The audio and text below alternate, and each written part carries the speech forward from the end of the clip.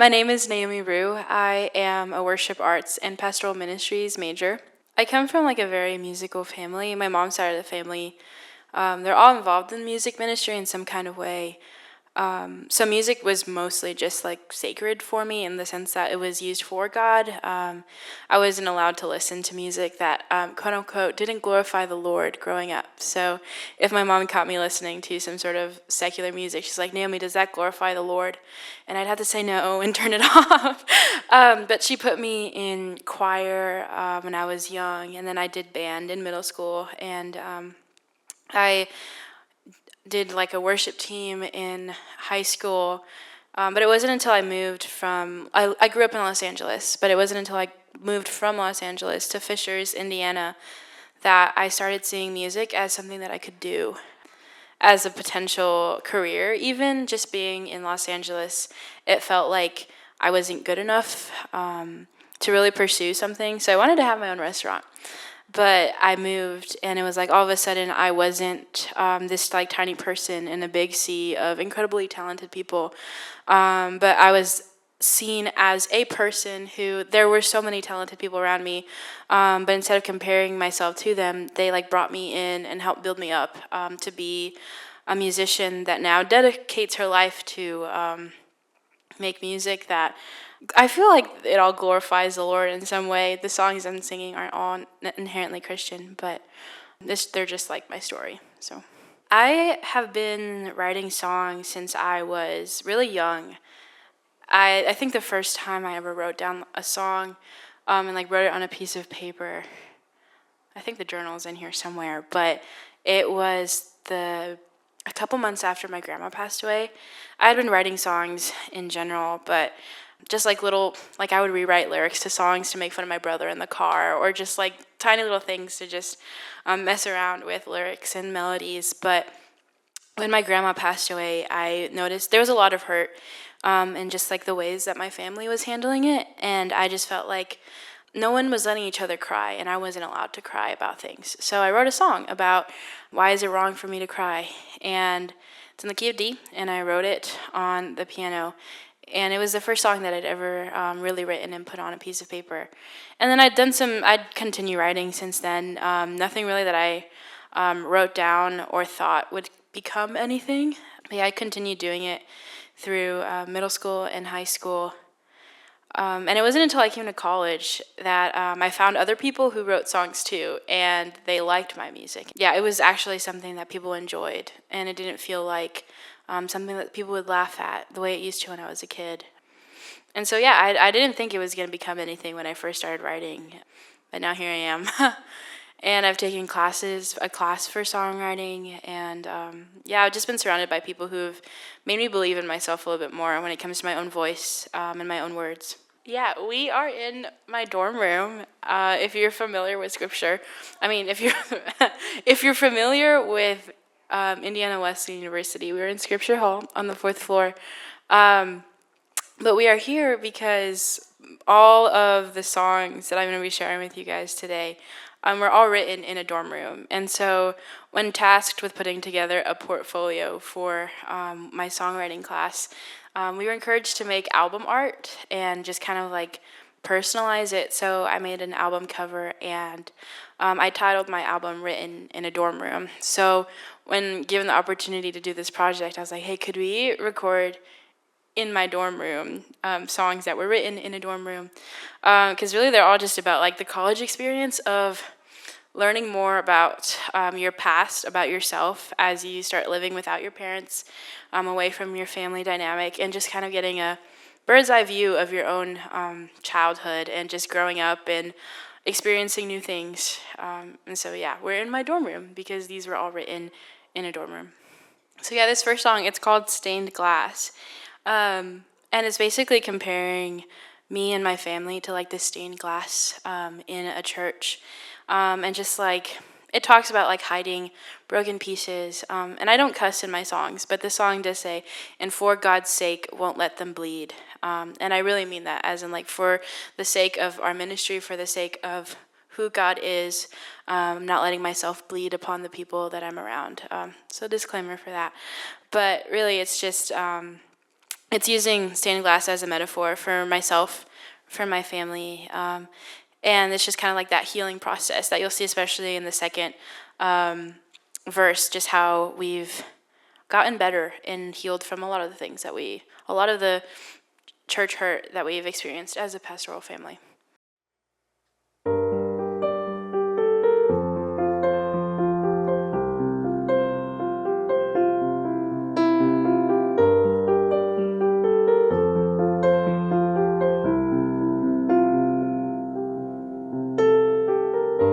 Stained glass, two sides.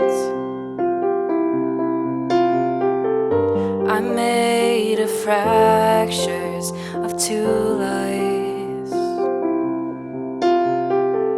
Two broken worlds become one in me.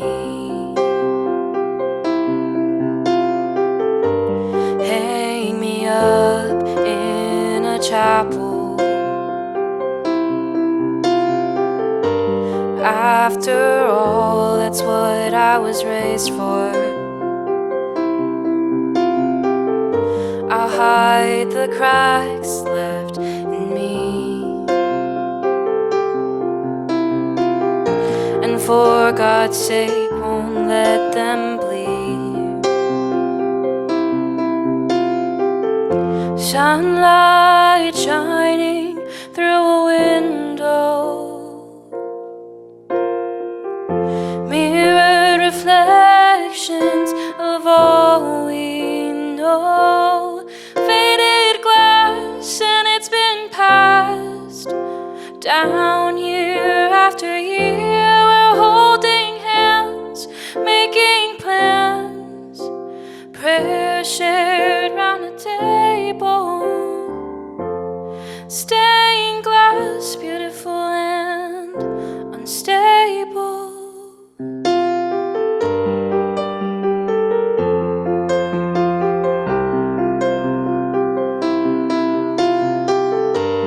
Fragile, handle with care.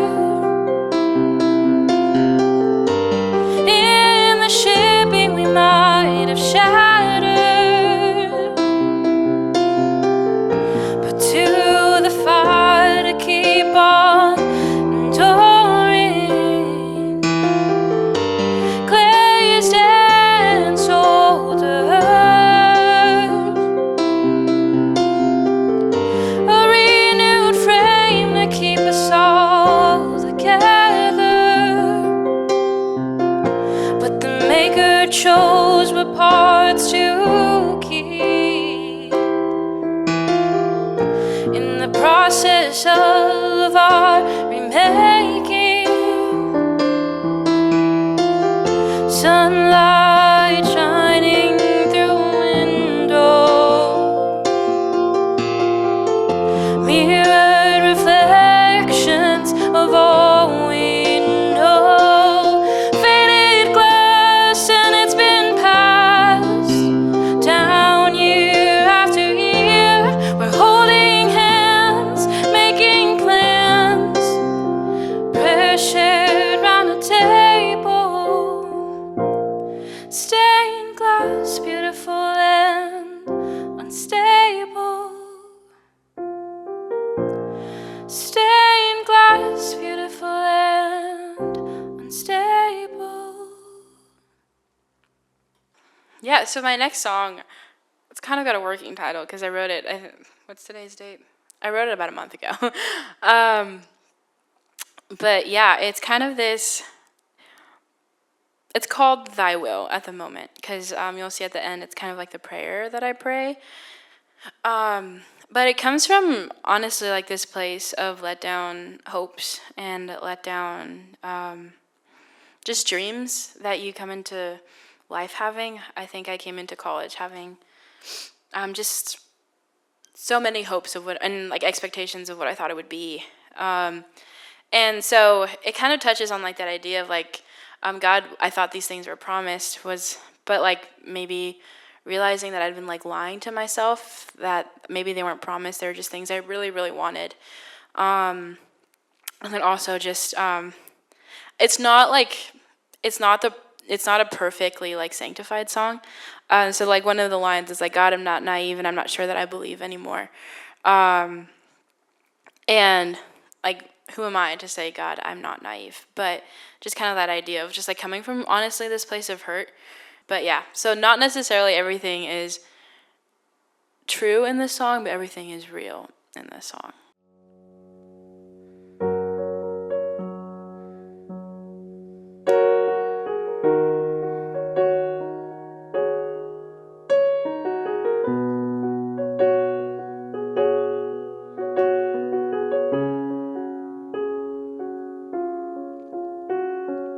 God, I don't know how much more I can take it, how much more I can make it without losing hope.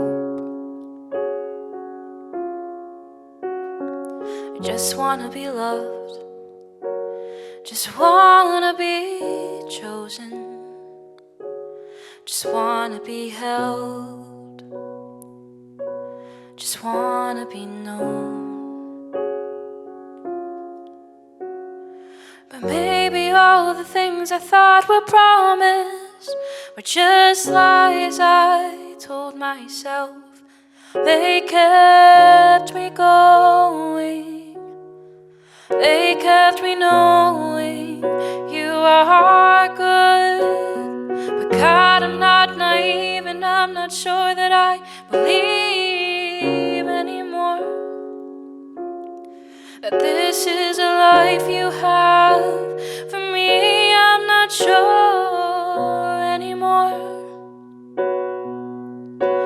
I've made so many plans in my mind, but I was never promised they were part of your design. God, I feel so lost without someone to hope for. Maybe that just means I've been hoping in all the wrong things.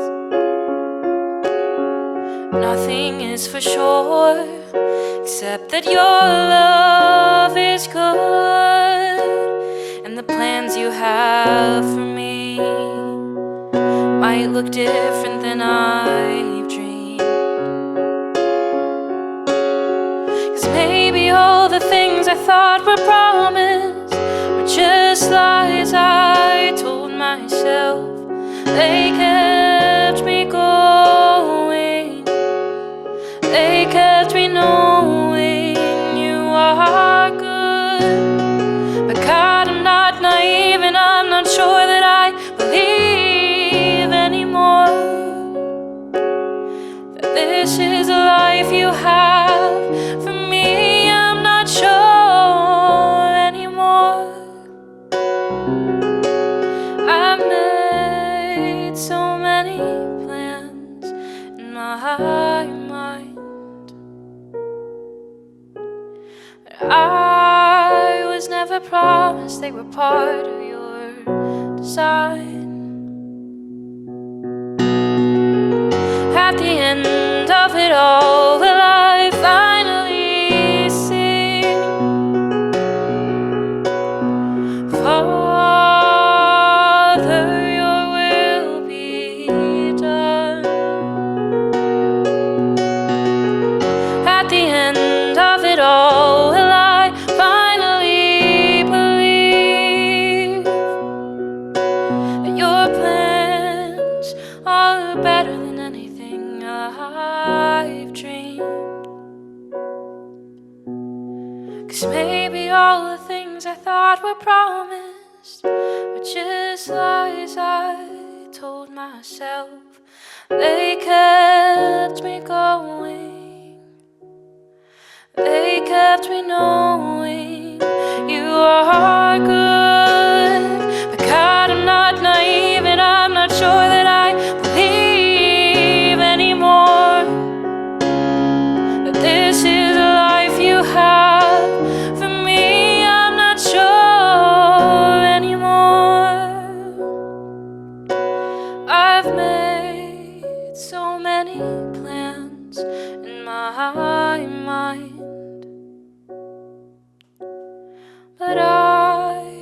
was never promised, they were part of your design. Thy will be done. Thy will be done. Thy will be done.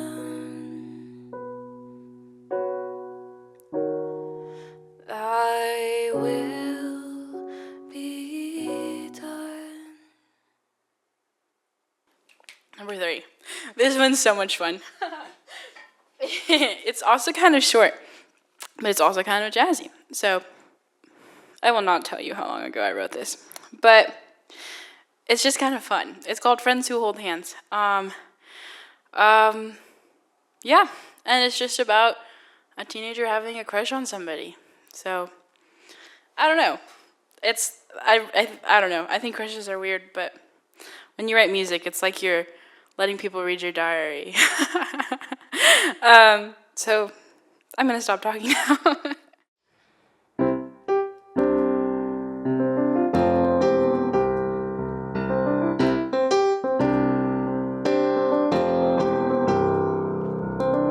I'm scared of anticipating you. I'm scared of wanting my dreams to come true.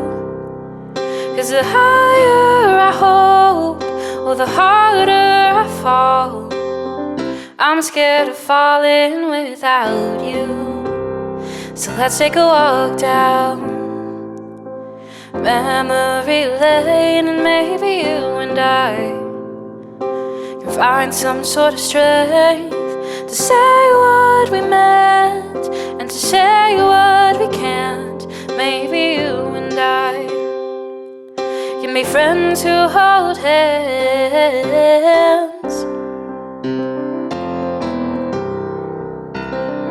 I'll wait just a little longer. Sit back, get tan over the summer. I don't wanna rush what this is for us. I'll wait until I get an answer.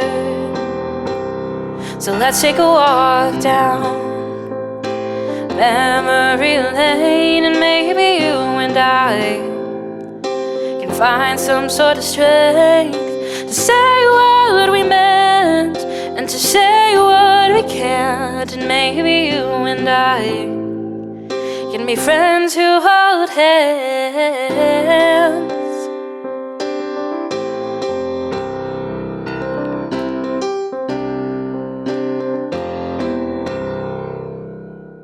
This one is actually not based on my own story.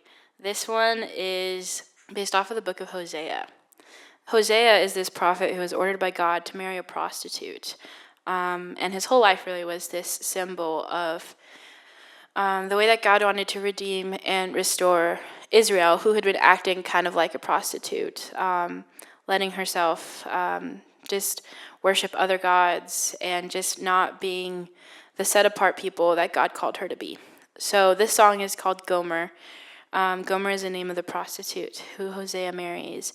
And you can look at a lot of her story, and there are like Easter eggs to different parts of her story, but just a few are just like, especially chapter 2, starting at verse 14, God starts talking about how he will bring her back to speak tenderly to her and draw her into vineyards of plentiful. And he will teach her to sing again like she did when she was first brought out of Egypt. And there she will no longer call me my master, but husband. And kind of like this whole redemption arc that God has for Israel through the life of Gomer. So yeah, this song is written from her perspective, and just kind of that idea of God knowing us so deeply and us not deserving that love, and just kind of Easter eggs to like her sons and their names. And yeah, this is Gomer's story that God let me write.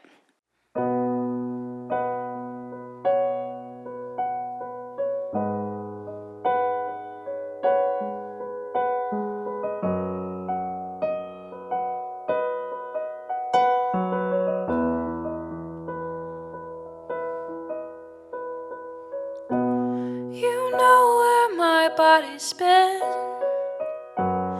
burdens I carry, the voices in and out of me say I'm too dirty to marry. But here in this wedding band lies proof of your love, a husband, a father for nothing that I've done. Teach me to sing again like I did when you first found me. Teach me to love again before I gave too much away. My lover, I'm sorry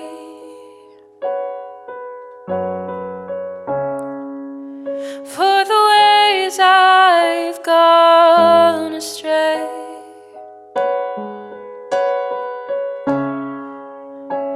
My lover, how faithful you are.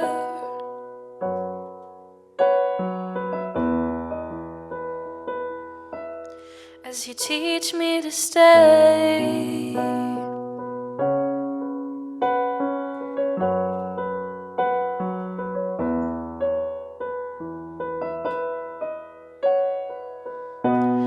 Every time that I stumble back into places you saved me from, you buy me back the price of a slave, but you make me worth being saved. You've always deserved more than I could ever give, but you chose me and my sons now bear the names of redemption.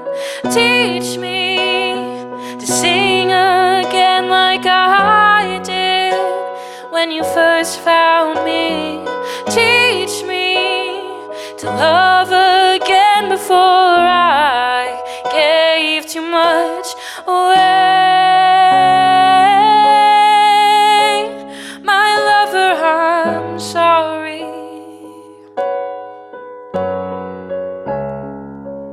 for the ways I've gone astray.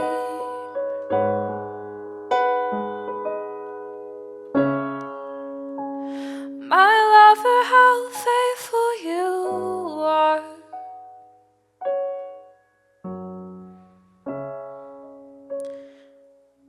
As you teach me to stay.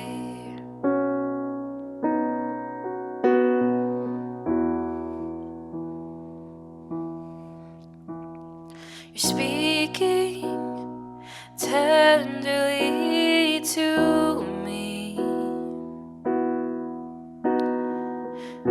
You're leading me out to places unknown, a wilderness, a sacred land that leads to your throne. You hold my hand and you promise to you I'm betrothed. You've restored me, you've healed me, you've called me your own. To you I'm betrothed. So this next song, it's called Consecrate Me. The idea is, it kind of also borrows from the story of the Israelites. But just like God's command, I think it's to Joshua. Shoot me if I'm wrong. Yeah, he's just like, the people of Israel need to consecrate themselves. They're facing like this river before them. And on the other side is all of these lands that God promised to them. And Josh's like, God, what do we do? And the Israelites aren't ready yet. Like they're not ready to fight. they're not ready to fight for the lands that God promised them because they just come out of slavery. Like all that generation had known was slavery or wandering, and so they're not ready to fight yet. And so God's command to them is consecrate yourselves. And so this is kind of like coming from that place of, God, I thought I knew who I was. I thought this is who you're creating me to be. I don't understand, but I'm just going to worship you anyway. And so, yeah, it actually doesn't have a first verse. It starts on the pre-chorus, and then it hits the second verse. This is what I got.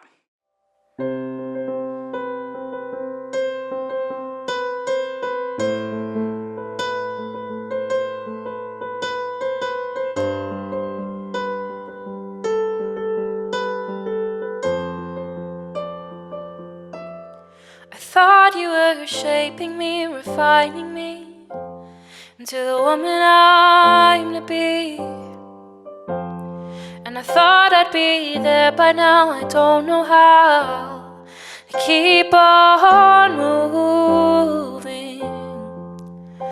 So I throw up my hands in surrender. Let everything I touch be an altar. I give you my heart to be made, set apart. I give you my life as an offering, from the highs to the lows of my suffering. This fire burns bright, but I know there's another side.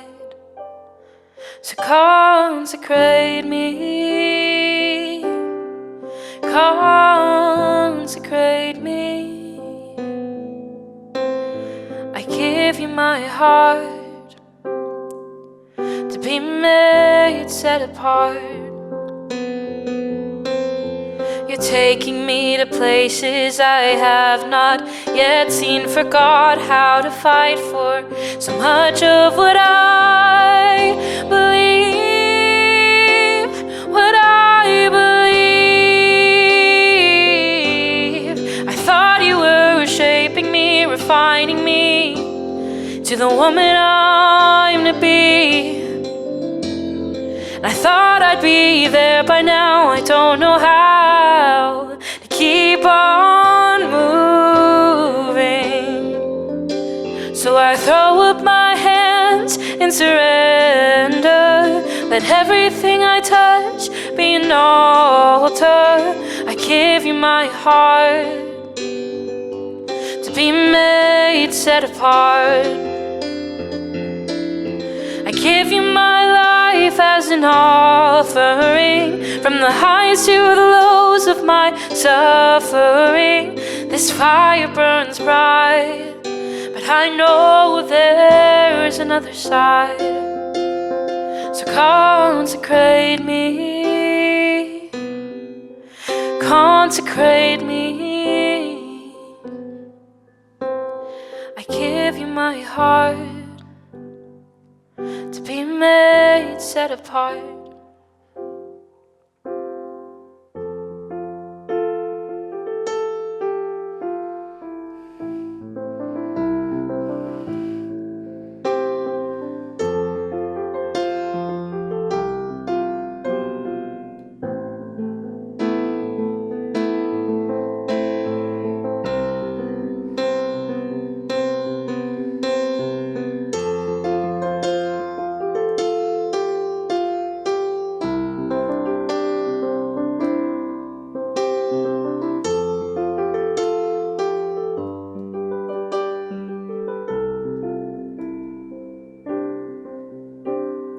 So put me in the fire, refine me in the flames. Consume my imperfections till your reflection is all that remains.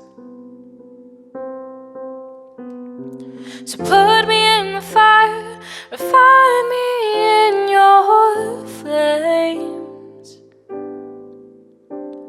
Consume my imperfections till your reflection is all that remains. So put me in the fire, refine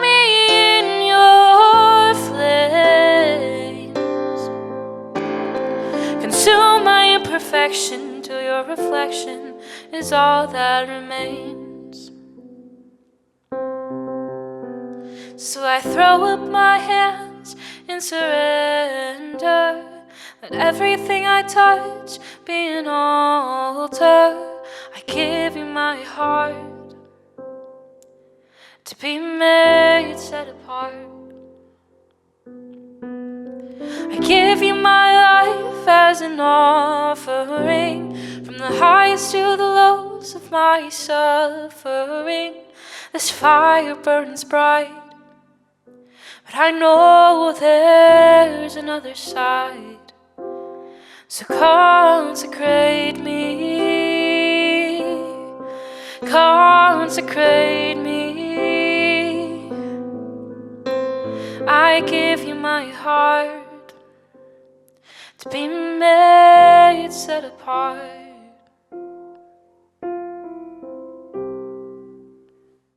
So this song, I wrote half of it the spring semester of my freshman year, and I wrote the rest of it the fall semester of my sophomore year. So there was like a summer of in between where I didn't really like touch it very much, but it had a really interesting chorus. It was very unhealthy the first time I wrote it, and so as I was rewriting it, I gave it the chorus that it has now that you'll hear. But it's kind of like a healthy goodbye song to like something that never really was anything. Like if Taylor Swift had a better therapist type vibes. Does that make sense? Sorry, I don't know if that's heresy. But yeah, the idea basically is like when something ends with somebody, just like what's the next thing?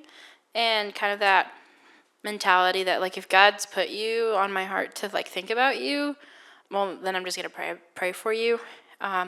And kind of saying like all these things have faded, and you weren't what I thought you would be, but I'm still going to pray for you, and I'm going to see this through, and I'm going to be okay.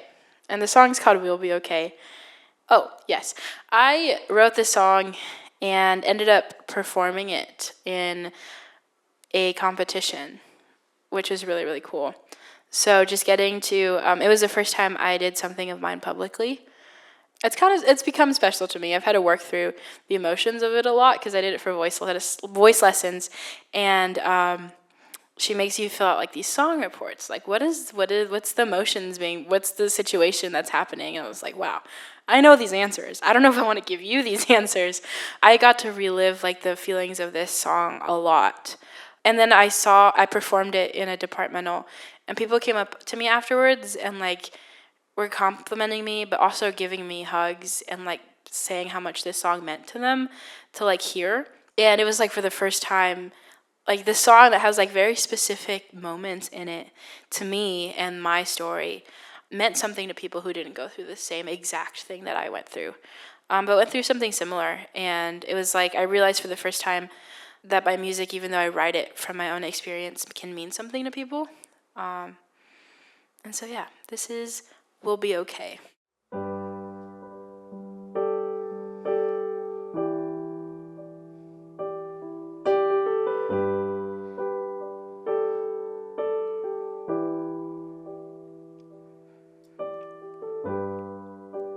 The butterflies are gone, but something else has stayed. The version of you that I made up finally had the guts to fade away, and that's okay.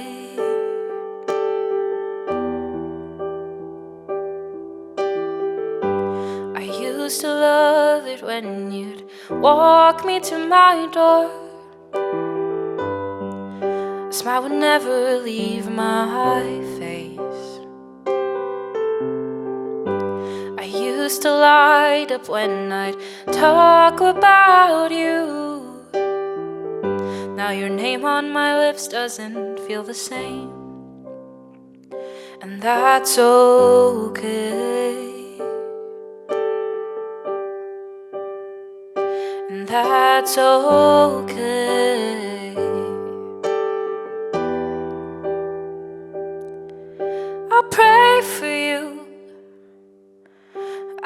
I'll see this through. It was never your job to make my dreams come true. On the other side, if we say goodbye, I hope you get to know the God who's standing on your side. I hope you get to know the God who holds your hand and mine. And me, I'll be okay.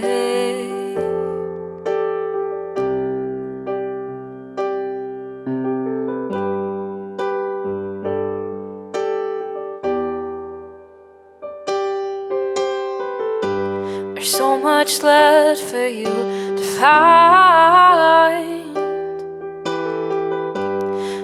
so much that waits for you. So I'll cheer you on from the sidelines. Just know you'll make it through. You'll be okay.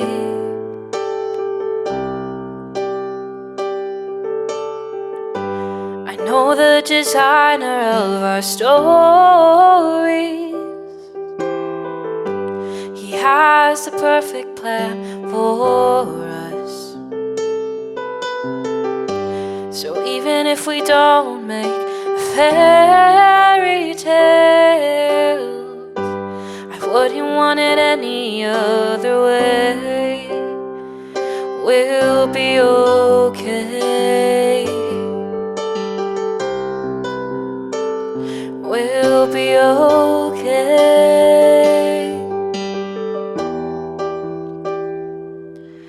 I'll pray for you. I'll see this through. It was never your job to make my dreams come true. On the other side, if we say goodbye, I hope you get to know the God who's standing on your side. I hope you get to know the God who holds your hand in mine. And me, I'll be okay.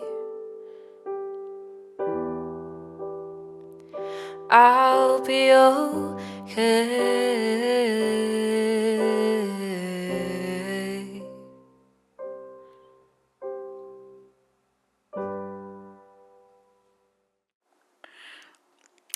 Everyone, I would like you to meet Frank.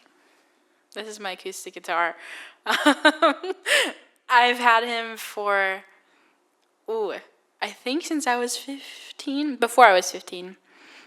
I think I got him for my 14th birthday. I'm not as great as I could be if I were committed to being great at guitar. But I find myself, it's very interesting. I write more of like my angry kind of songs, or my really just like I need to hit something kind of songs on guitar, and then on piano it will be more of like the ballad kind of lamenting type things. So you might even notice like a shift in my musicality. But my sophomore year of college, the only thing I had access to write music in my dorm was my guitar. That kind of also sparked like trying to be creative with like very simple finger picking, and just seeing what I could do when this was the only thing I had with me at 1 o'clock in the morning. Yeah, so this song is called Pastor, Pastor, and it might step on toes, but I think that's what it was supposed to do. We were supposed to write a controversial song. But yeah, part of my story is being a pastor's kid. And praise the Lord that like my mom, she's not the one that these songs are about really. Just pastor, poor pastor leadership in general. And so this song is kind of calling it out. And yeah, just talking about like humility, and as like pastors, like why are we putting ourselves at like the head of the table or creating like these ministries for ourselves when that wasn't the point, and that's not what Jesus showed us. And just kind of calling it out in others, and then eventually calling it out in myself too. So you'll see as the song like progresses, the pronouns change.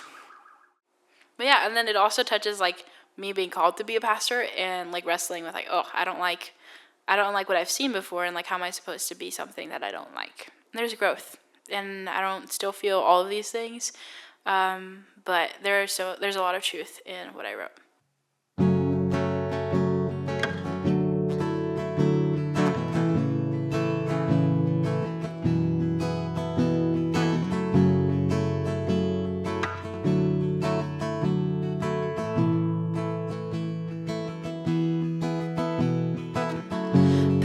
Pastor, please, I wanna know, why are all of your sheep leaving the fold? Pastor, please help me understand what's leading them astray, all part of God's plan.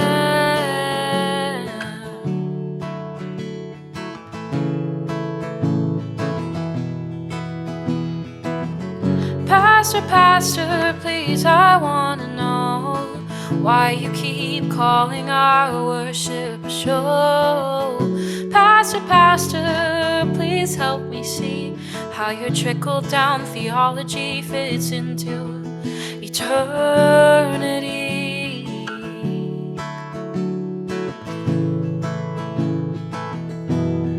'Cause what if the tables we're called to sit at are places reserved at the foot, not the head?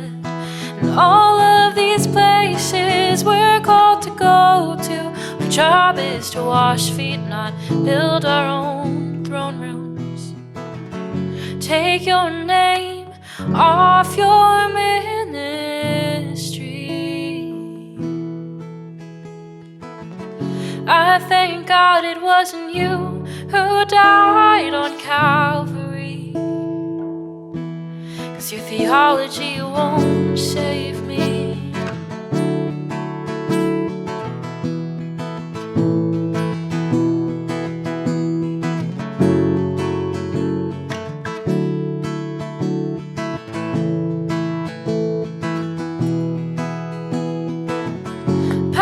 Pastor, that's what they want to call me, but I don't want to be a fraction of what I've seen.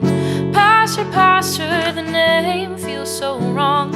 I don't want to give my children a reason to sing this song.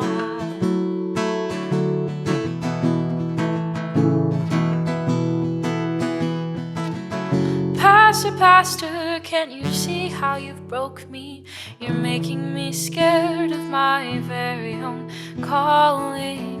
Pastor, please help me understand what's leading me astray, all part of God's plan.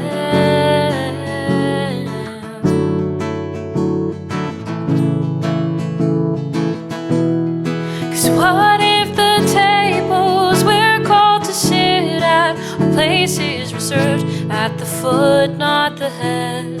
And all of these places we're called to go to, our job is to wash feet, not build our own throne rooms. Take your name off your ministry.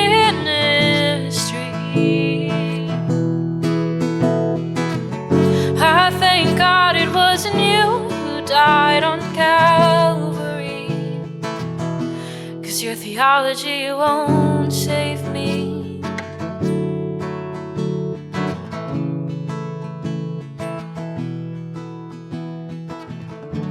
Father, forgive us for when we've gone astray,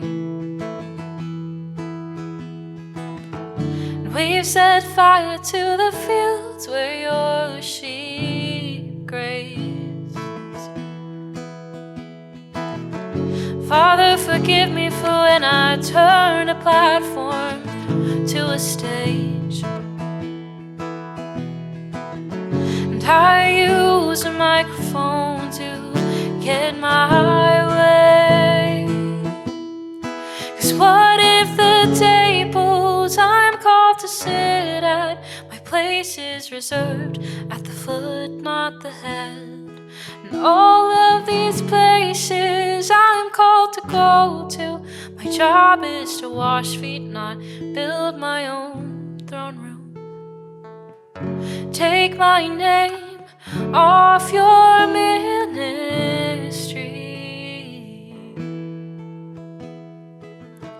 I thank God it wasn't me who died on Calvary, 'cause my theology won't save me.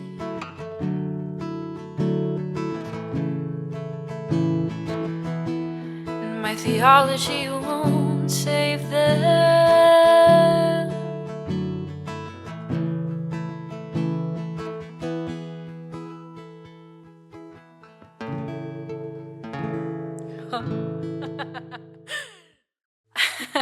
I wrote this song after I was in a car accident. This was sophomore fall. It was with a worship team, one of my worship teams that I was on. We were traveling home from a church, and we were driving on State Road 37, and a lady didn't see us coming, pulled out of the Taco Bell parking lot and tried making a left when we were driving, and it was a state road, so it was pretty quickly. I was sitting in the front seat. My friend Christopher was driving. It's really interesting because when we share this story, we've talked it through with each other. But like your brain can turn off different senses during a traumatic event so that you can't fully remember it, because we remember through our senses. And so Christopher remembers very explicitly what he heard, and I remember very explicitly what I saw. And so the story kind of comes together when we share it together. But this song talks a lot about the things I saw during the car accident, and just like really like locking eyes with the woman that we were hitting, and just kind of this moment of like realizing that I wasn't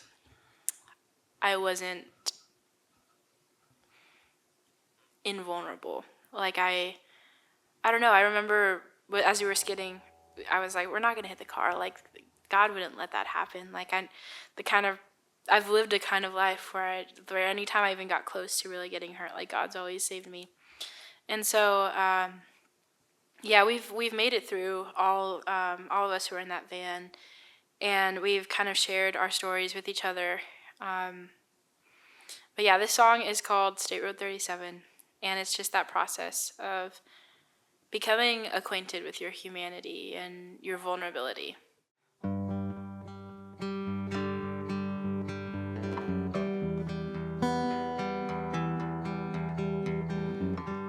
Everything changed in an instant. Everything moved so slow. Two eyes meet on an interstate, full of fear, but there is no hate. Both know that it's too late. Gray's the color of confusion. Gray's the color of her car. Gray's the color that I see if I leave my eyes closed for too long. I'm scared of losing what I love. I'm scared of being broken for too long. One foot in front of the other, while one hand grips my heart. Breathing feels like the enemy, and laughing comes as easily as tears that leave me stinging. I always thought I was invincible. I'm learning that one the hard way now. Watch it all on the big screen. Why is she laughing? That's not who I am now. I'm scared of losing what I love. I'm scared of being broken for too long. changed in an instant, right outside a Taco Bell. And on State Road 37, I became acquainted by humanity all too well. I really like singing because I wrote it. It's one of my favorite songs I've written lyrically. But yeah, it's kind of about just the way that sometimes people say things that they don't mean. And so the song itself is called Empty Words. But yeah, it's really fun, and it's kind of like poppy, but like has some like really just interesting lyrics that are kind of like sad, but they're served to you on a platter of fun finger picking. But yeah, then the bridge is just like things that people have actually said to me, and that I've just like put it in there for some spice. But yeah, and the first line is so much fun. Ooh, it's called Empty Words. Crazy, I was crazy once. They locked me in a room with every man I thought could be the one. They made me realize I've been crazy before I stepped inside. See, I have these hopes that are based in little words, little things said to me once or twice. They made me realize I'm stuck playing two truths and a lie. But I wanna know what's real. Oh, I wanna really feel, without empty words filling me up. I'm choking on water that isn't even in my cup. Oh, I wanna fall in love. Maybe it's the last time I fall in the gap between assumptions and the real life. Maybe I can realize no good comes from the words between the lines. Trusting I'll be loved that way, even if it means waiting for something that won't come today. Hoping I was made for more than the superficial eye. But I wanna know what's real. Oh, I wanna really feel, without empty words filling me up. I'm choking on water that isn't even in my cup. Oh, I wanna fall in love.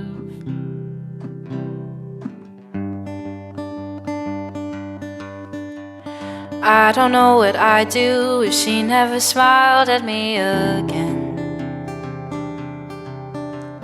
I find rest when I spend time with you, friend. Sure, let's skip class and let's grab coffee instead, as friends.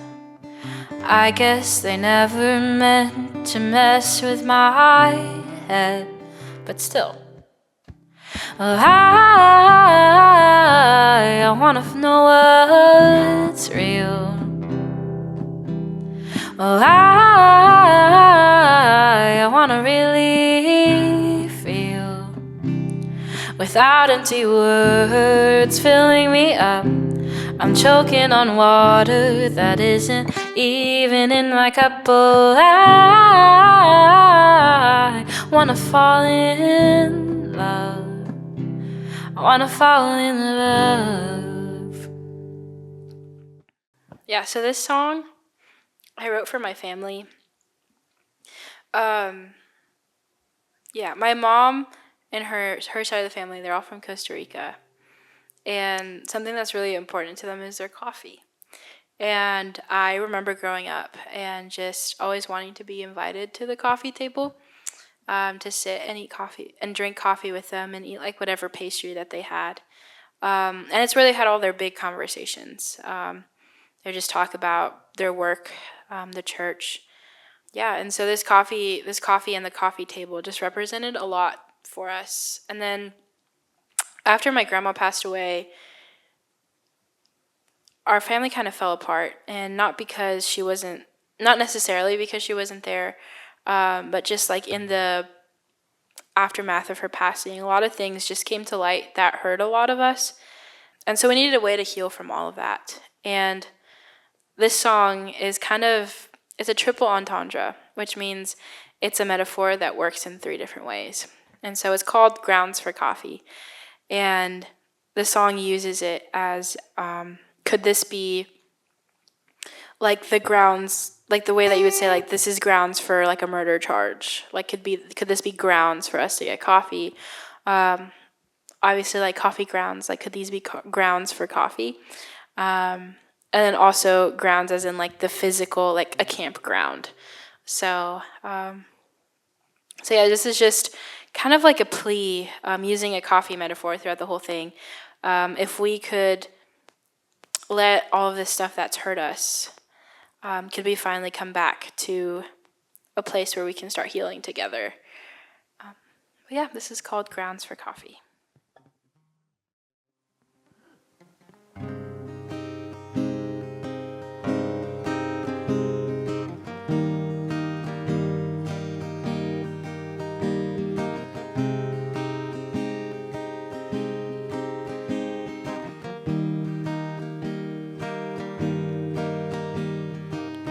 There wasn't much left of us before,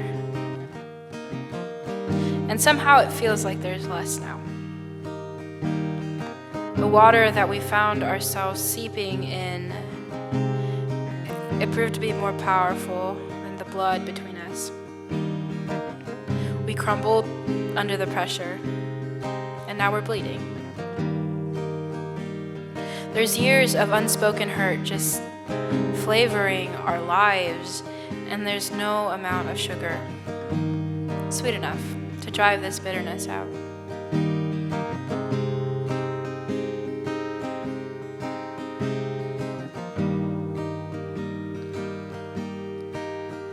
These pieces we find ourselves in,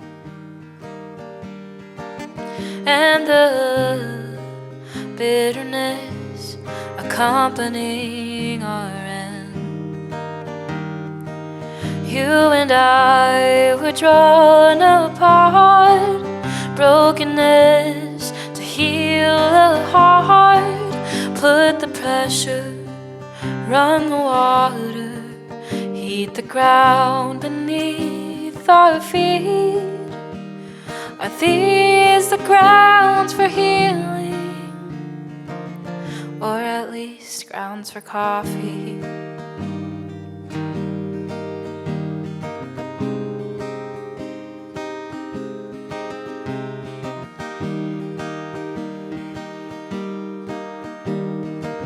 Could we take the small thing that once brought us together,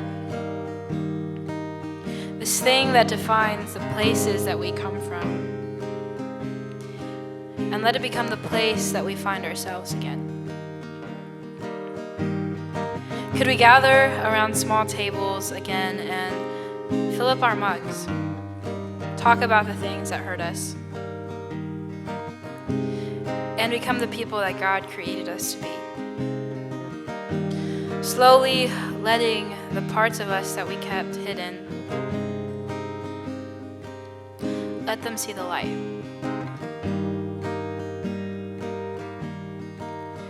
These pieces we find ourselves in,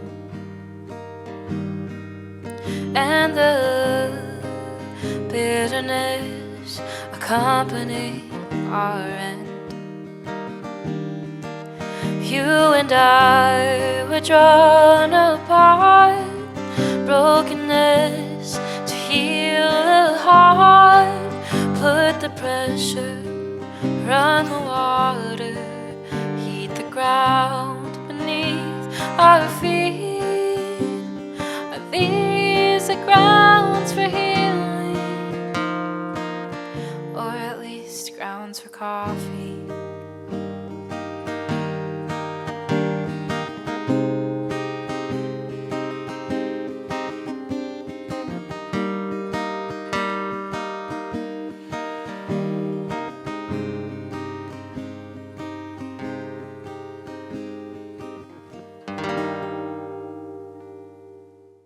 I was challenged in my guitar lessons to write something more vague that didn't have tiny details that people couldn't necessarily, that it could be ecumenically related to. So my guitar professor was a music therapy professor, and just in like all of our conversations, I was just kind of thinking of like a song that's kind of healing. And so I want to introduce you to some people. They yeah, they're probably the closest things I've okay, yeah, I'm not a mom. They are the closest things that I've ever had to having kids. But they're my younger cousins. But here's a Polaroid of two of them. Okay, so I'm in the middle, and this is Daniela, and this is Diana. And yeah, they are two of my favorite girls in the world. And then also, this is my other cousin. His name is Christian. And I have another cousin. Her name is Camila, and she's not, I don't have a picture of her on my wall. But this is a picture of me when I was a little girl. I think I carry the same vibes now. But really the idea of this song is kind of healing the way that we grow up being told to see ourselves. Yeah, I am Hispanic. My mom is from Costa Rica. Their parents are all from Costa Rica or Mexico or Nicaragua. And something that's just kind of a staple of growing up in Los Angeles is you're kind of, because you're around so many people with darker skin, you're kind of told that like the whiter your skin, the prettier you were, or the skinnier you were, the more worth that you had. So much so that like I, going back, would be embarrassed of like the stretch marks on my arms or like the hair on my arms. And it's just been part of like my story to heal from that.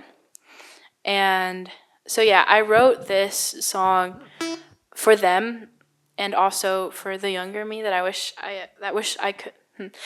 could have heard it. And it's called Darling You're Beautiful. I wrote it in, I was challenged not to write in the key of G on a guitar, so I wrote it in D Mixolydian. And that's really funny for those of you who understand what I just said. I'm sorry, I'm nerding out. But it's basically the same exact chords as G. But anywho's. And the chorus basically, what it means is, if Jesus, who is sitting in heaven right now, still has like the scars in his hands, and he is sitting in heaven fully redeemed and still has those scars, it kind of just proves to us that scars aren't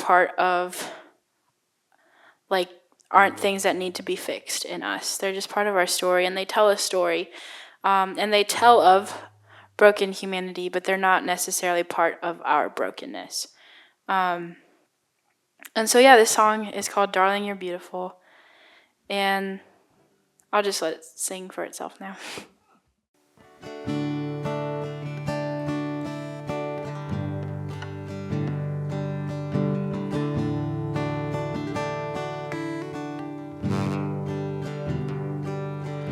Your arms are made to hold the ones you love. Your eyes, they tell stories, they tell of God's glory.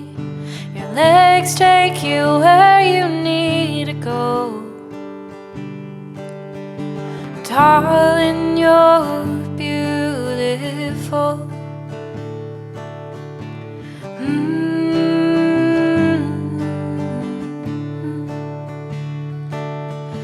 Jesus sits in heaven on his throne. My love, I know that feels so far away.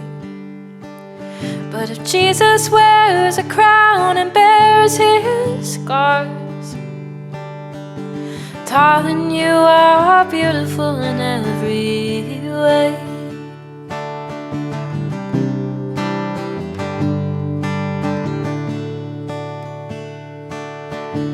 lips, they bring praises to the King. Your hair is like a crown upon your head, and the only size that matters is the size of that heart. Darling, you're beautiful.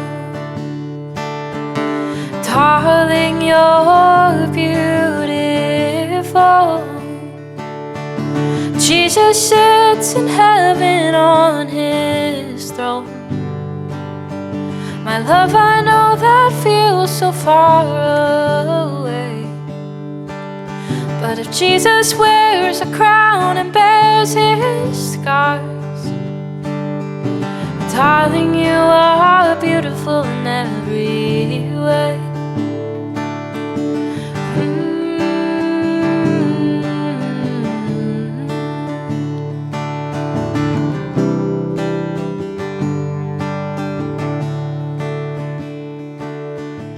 You don't have to hide. You're beautiful in the light. Your pain is being made new. Darling, he came to restore you. You don't have to hide. You're beautiful in the light. Your pain is being made new. Darling, he came to restore you. Jesus sits in heaven on his throne. My love, I know that feels so far away, but if Jesus wears a crown and bears his scars, darling, you are beautiful in every way.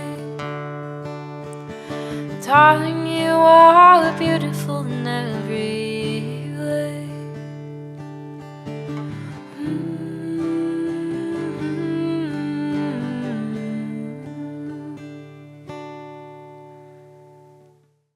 Yeah, thank you guys so much for taking the time just to listen, and really just read my diary through music. Yeah, I'd encourage you to go watch all the other videos and just support this incredible project that's really letting people just be themselves in a way that just feels so authentic to those of us who like expressing ourselves through music. Yeah, thank you.